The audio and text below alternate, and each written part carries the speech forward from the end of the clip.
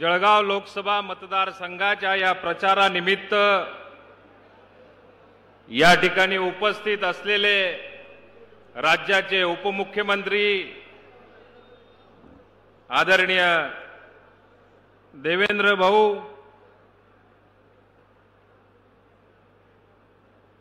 आपल्या जिल्ह्याचे सर्व पक्षाचे संकटमोचक मी मागेही सांगितलं होतं ते आदरणीय गिरीश भाऊ, माजी खासदार आदरणीय येटी नाना, ज्यांनी आत्ताच दणदणीत असं भाषण केलं ते आदरणीय किशोरप्पा, मंगेश दादा, आमच्या राष्ट्रवादी काँग्रेस पक्षाची मुलूक मैदान तोप आदरणीय दिलीप भाऊ, मी सर्वांचे नावं घेत नाही, मंगेश दादा, जिल्हाध्यक्ष, सगळ्या पक्षाचे पदाधिकारी उपस्थित व्यासपीठावर, सर्व मान्यवर. पण स्मिताताईंनी आता जे भाषण केलं की मंगेश दादा मला आत्मविश्वास आहे, किशोरप्पा तुम्ही जे बोलले या विराट सभेकडे बघितल्यानंतर आणि व्यासपीठावरच्या सगळ्या मान्यवरांना बघितल्यानंतर 4 तारखेला जो निकाल लागणार आहे त्याचा करंट लागल्याशिवाय या जळगाव जिल्ह्यातल्या लोकांना समजणारच नाही. विरोधकांना तुमची इच्छा आहे ना 13 तारीखले मतदान करणे आपले, कोणले करंट देना आहे ते तुमले माहिती आहे.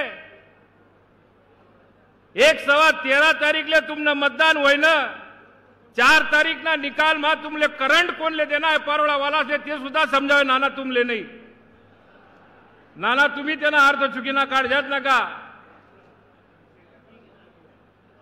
पण आज किशोरप्पा की ज्या पद्धतीने या ठिकाणी सभेचं आपण आयोजन केलेलं आहे, आपल्यावरचं प्रेम, मी रस्त्याने येताना ज्यावेळी बघत होतो अजूनही मंडपामध्ये बसायला जागा शिल्लक राहणार नाही एवढी लोक आज वाटेमध्ये आहेत.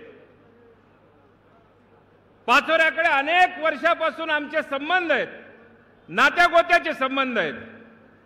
पण पाचोरा तालुका असेल तो आज ज्या पद्धतीने आम्हाला बदलताना दिसतोय, पाचोरा शहराची ज्या पद्धतीने आपण निर्मिती केलेली आहे, ज्या पद्धतीने त्याची डेव्हलपमेंट करतायत, आम्हाला कधी कधी आश्चर्याचा धक्का बसतो की एवढा पैसा तुम्हाला येतो कुठून. गिरीश भाऊ, आमच्या सगळ्या आमदारांकडे पाचोरा एवढं लक्ष राहू देत जा. पाचोऱ्यासारखी प्रगती आमच्याही तालुक्यांमध्ये झाली पाहिजे अशी आमची अपेक्षा आहे. पण एक गोष्ट नक्की आहे की ही लोकसभेची निवडणूक आहे. स्मिताताई आज तुमच्या समोर उमेदवार आहेत. माझी आग्रहाची आपल्या सगळ्यांना विनंती असणार आहे, 399चा आकडा आपला त्यांनी जुगाड जो करायचा तो केलेला आहे. देशातल्या जनतेने 300 पार 399चा आकडा हा बरोबर केलेला आहे. माझी जळगाव जिल्ह्यातल्या सगळ्या मतदार बंधू भगिनींना हात जोडून विनंती असणार आहे की आपले जळगाव जिल्ह्यातले 2 खासदार केले तरच 400 पार आपला आकडा जाणार आहे आणि त्याचे हक्कदार आणि त्याचे आपण साक्षीदार आपण सगळेजण असणार आहोत. पायाखालची वाळू घसरलेली आहे. गिरीश भाऊ, काल परवा बारामतीची निवडणूक संपली. बारामतीच्या निवडणुकीमध्ये जसं मतदानाला सुरुवात झाली, नवनवीन त्या ठिकाणी फंडे आपल्याला बघायला मिळाले. ज्यावेळी एखादा उमेदवार पराभूत व्हायला लागतो त्यावेळेला मात्र त्याला कुठे ना कुठे मी कशामुळे पराभूत झालो असं एक वातावरण तयार करावं लागतं. मला आत्मविश्वास आहे की बारामतीची जागा 2 लाख मतापेक्षा जास्त सुनेत्राताईंची त्या ठिकाणी निवडून आलेली आहे. म्हणून आज त्या ठिकाणी रण कुंड वेगवेगळ्या भाषेमध्ये याने पैसे वाटले, ती बँक उघडी, अशा पद्धतीचं वक्तव्य केलं जातंय.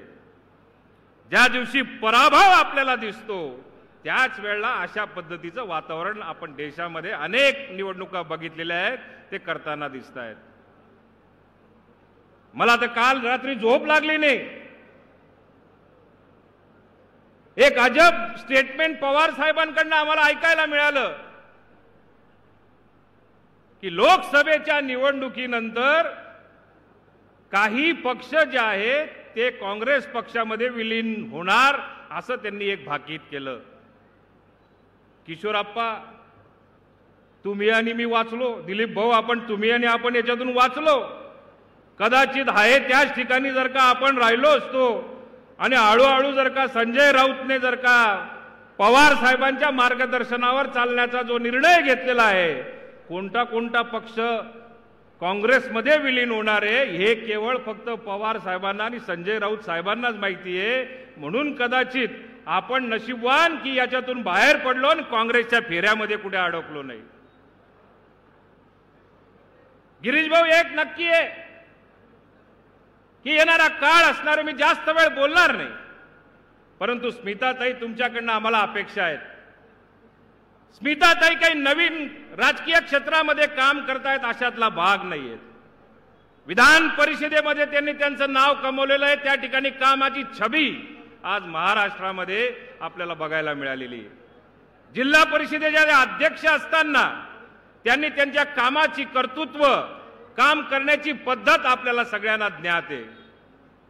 या ठिकाणी बऱ्याच मायाबहिणी बसेलेत, ताई गैरी हुशारे, ताईल काही सांगानं काम नाहीये. बाया जर का दिज्ञात त्यासनं काय काय म्हणणं आहे, काय काय करणं आहे, बाया असले कोठे कोठे थांबणं, कोठे कोठे पयाणं आहे, कोणा कोणा करता काय काय काम करणं आहे. आज स्मिताताईंच्या माध्यमातून आज आपल्याला एक आशेचा किरण आहे. मला कल्पना आहे की ताई, आपल्याकडनं ज्या पद्धतीने नरेंद्र मोदी साहेबांच्या माध्यमातून देशाचा विकास होतोय, आपल्या जळगाव जिल्ह्याचं नेतृत्व करायला खासदार म्हणून येणाऱ्या काळामध्ये तुम्ही जाणार आहात, त्यावेळेला मात्र कम्युनिकेशन असेल, इरिगेशन असेल, ट्रान्सपोर्टेशन असेल, या सर्व गोष्टींकडे आपण प्रामुख्याने आपल्या जळगाव जिल्ह्याला जेवढा पैसा आणता येईल तेवढा आणण्याचं काम आपल्या सगळ्यांकडनं आपल्या मार्फत या ठिकाणी पोहोचवण्याची जबाबदारी आपल्याला पार पाडायची आहे. मी परत एकदा पाचोरा वासियांना, भडगाव वासियांना हात जोडून विनंती करणार आहे, किशोरप्पा, आपल्या पाचोरा तालुक्यामध्ये एक नवीन भूत आणि नवीन पिल्लू सोडलेलं आहे. आता स्मिताताई बामने म्हणे, आता कोणताच अँगल मला बामन वाटत नाही. आता उदय वाघ म्हणा गावना, तो म्हणा नातेवाईक, आणि हाई बाई जेव्हा आम्ही लगीन करीस राहणार तो बट देखील लेले, नेमन एका टेमन एका, बाकीना आड मागलं पुढलं सर्व देखील लेले. पण विरोधकांच्या माध्यमातून असा एक अपप्रचार केला जातो की ही ब्राह्मणाची पोरगी लव्ह मॅरेज केलेलं आहे. ताई, जर का तुम्ही खरोखर तशा असत्या तर कदाचित आम्ही विचार केला नसता, उदय वाघ आणि आम्ही.